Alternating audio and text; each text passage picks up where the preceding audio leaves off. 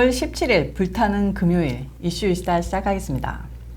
내일 워싱턴 DC에서 정의를 위한 J6라는 이름의 보수 집회가 열릴 예정이라 관심이 모아지고 있는데요. 민주당이나 좌파 쪽에서는 또 한 번의 의회 난입 사퇴가 벌어질 것이라고 아주 생쇼를 하면서 의회 주변에 펜스도 다시 세우고 난리도 아닙니다. 의회 경찰대는 17일 성명을 내고 국방부에 18일 상황에 필요한 주 방위군 지원을 받을 수 있는지 문의했다라고 밝혔는데요. 이번 시위를 앞두고는 지난 15일부터 의회 주변에 울타리가 설치됐으며 워싱턴 DC 경찰국은 17, 18일 이틀 동안 보유 인력을 전원 투입할 예정입니다. 이런 난리를 피우니까 오히려 관심이 집중되고 있는데요.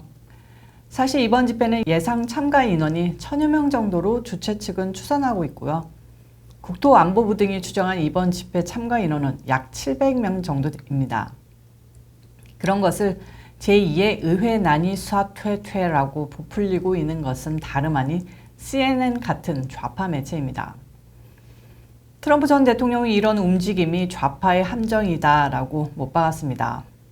이번 시위가 별탈 없이 소규모로 진행되면 좌파 쪽에서는 트럼프 지지 세력이 허상에 불과했다. 우리의 걱정이 과장됐다. 까보니까 아무것도 아니다. 트럼프도 이제 한물 갔다. 이런 식으로 또 분석하고 헤드라인 깔고 가짜뉴스 양산할 거라는 겁니다. 또 반대로 진짜로 많은 인원들이 모여서 시위가 벌어지면 이거 봐라. 대통령 지지 세력들은 위험한 놈들이다. 다 감옥에 쳐넣어야 하고 시위 참가자들을 또 다시 악마화시킬 겁니다. 다시 한번 오해하시면 안 되는 게 대통령이 말한 함정이라는 의미는 주최 측을 깎아내리는 것이 아니라 그 시위를 대하는 좌파들의 태도, 괜히 부풀리고 오버 떨면서 대응하는 움직임을 함정이라고 말한 겁니다.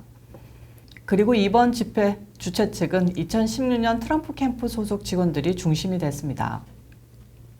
트럼프 대통령 보수 매체 페더럴리스트와의 인터뷰에서 이런 발언을 했는데요. 정말 중요한 것은 비응 시위와 우파 시위를 대하는 공권력의 모순적 태도, 이중적 태도와 행태라고 지적했습니다. 토요일 열리는 집회는 의회 난입 사퇴로 기소된 600명의 시위 가담자들의 석방과 기소 중지를 위한 평화적 목적으로 기획됐습니다. 공화당과 트럼프 지지 세력은 이들 600명을 정치 수감자라고 규정하고 있는데요. 말 그대로 한국으로 치면 민주화 열사들인 거죠. 땡땡 선거와 미국의 자유와 선거 시스템의 수호를 나선 이들, 말 그대로 민주화 유공자들이신 셈입니다. 그리고 대통령이 페더럴리스트와 행한 인터뷰를 좀 더 자세히 알아보면요. 최근 공공의 적이 됐죠. 조지 부시 전 대통령을 맹비난했습니다. 이분은 지난 9월 11일 오바마, 클린턴, 바이든과 사실상 한편에 편입된 것처럼 비슷한 내용의 연설을 했는데요. 미국은 단합의 위기를 극복해야 한다는 메시지를 전했습니다. 여기까지는 FM 방송처럼 바른 말이지만 의회 난입 사퇴를 일으킨 우파 시위대는 미국을 분열시키는 테러리스트들과 다름없다. 우파가 그러니까 이슬람 테러리스트와 동급이라는 천인공노할 발언을 했습니다. 이에 대해서 대통령은 부시, 너나 잘해, 이 떠라이야 라는 식으로 통쾌하게 까셨습니다. 부시가 중동정책 제대로 하지 못해서 9.11 테러라는 비극이 일어났고요. 부시가 대통령직에서 물러날 때는 지지율이 20%대였다는 것을 잊지 말라고도 말했습니다. 한마디 더 했는데요. 부시가 20% 지지율이나 받았다는 것도 놀라웠다고 합니다. 그리고 특이하게 이번 인터뷰에서는 민주당 칭찬을 하셨습니다.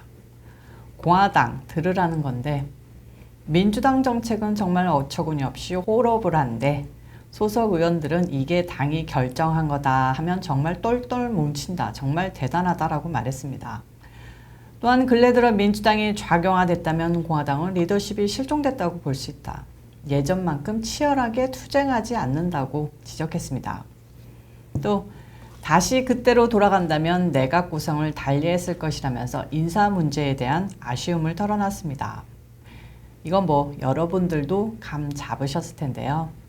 좌 펜스, 우 밀리, 대통령 좌우를 떡 보좌하고 보호해야 할 부통령과 합참의장이 완벽한 배신자였던 건데 대통령은 그에 대한 정말 많은 후회와 고뇌를 했던 것 같습니다. 저라도 밤마다 입을 킥 하면서 내가 왜 그랬지? 왜 내가 그딴 놈들을 믿었던 거지? 하고 12번도 뻘떡뻘떡 깼을 것 같습니다. 마크 밀리에 대해서 트럼프 대통령은 이렇게 말했는데요. 밀리는 방송을 즐기는 군인이다. 근데 그렇게 뛰어나지는 못하다라고 밀리를 깎아내렸습니다.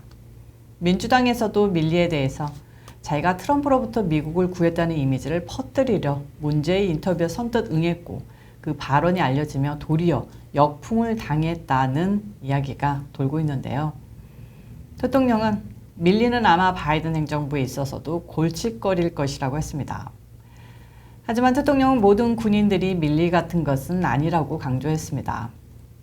그는 재임 시절 ISIS를 격퇴하고 솔레이마니, 알바그다디 제거 등 많은 작전들이 펼쳐졌는데 정말 많은 장군들과 군장교들이 애국심으로 프로페셔널하게 지휘와 현장 작전을 완벽하게 해내는 모습을 봤다고 말했습니다. 또 공화당 지도부에 대해서도 할 말을 했는데요.